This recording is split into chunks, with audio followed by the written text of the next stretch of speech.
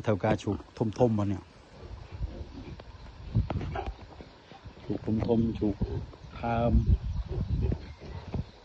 chụp nguyên côn nè mình là làm mỗi đợt thôi mấy này phàm nè sẽ tập phàm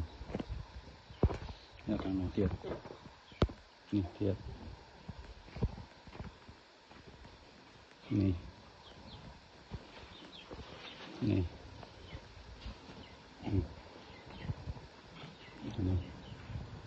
nè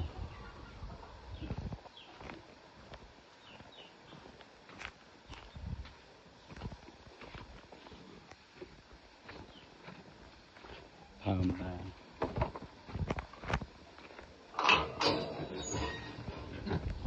sẽ tập phàm